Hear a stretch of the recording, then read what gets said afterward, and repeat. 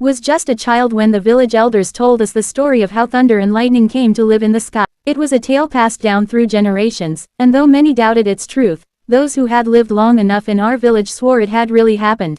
The story begins in a village much like ours, nestled between rolling hills and tall baobab trees, where the red earth met the endless blue sky. In this village, there lived a woman named Mama Olumide, known for her wisdom and her loud, commanding voice. She had a son, Wale, a mischievous boy whose temper flared like dry grass catching fire. From the day he could walk, he was always causing trouble. If a clay pot fell and shattered in the marketplace, you could be sure Wale had been running past. If a goat got loose and trampled someone's maize field, Wale had likely been there, waving a stick and laughing. His energy was like a storm waiting to break, but it was his anger that was the real problem. If another child mocked him, he would not just fight, he would strike with all his might, like a hammer against a drum. If he was denied something, he would scream so loudly that the birds would flee from the tree. And when he was happy, his laughter shook the ground. It was said that Mama Olumide was the only one who could calm him, and when she scolded him, her voice would echo so powerfully that it could be heard all the way across the river. The village elders often warned Mama Olumide about her son's wild ways. A child's spirit must be tamed before it becomes a storm that we cannot control, said Baba Jair, the oldest man in the village. But Mama Olumide would shake her head and say, Wale is young. He will grow. He will learn.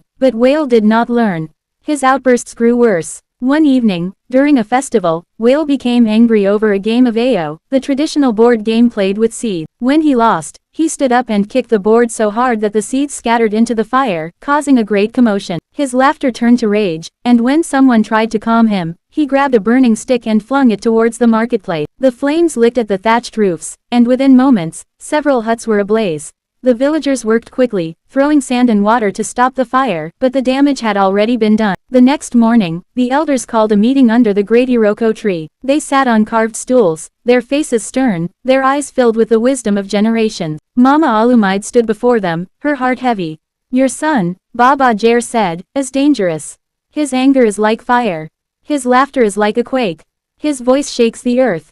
If we allow him to stay, one day, he will destroy us all. Mama Olumide's eyes welled with tears. He is only a boy, she pleaded. I can teach him, I can. No, another elder interrupted. You have had many years to teach him, but still, he grows wilder. We have watched him closely.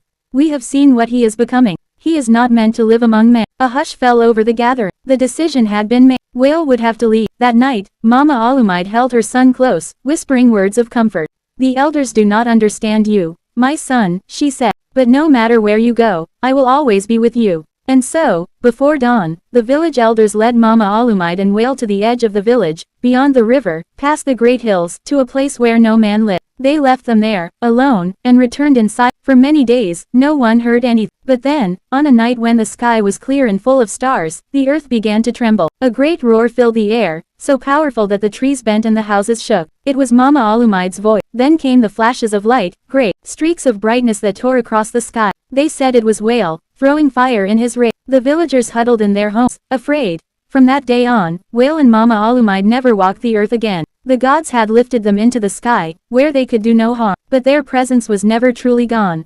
When Mama Olumide's voice rumbles across the land, we know a storm is coming. And when Wale's fury flashes in the sky, we know to stay indoors, for his anger has never faded.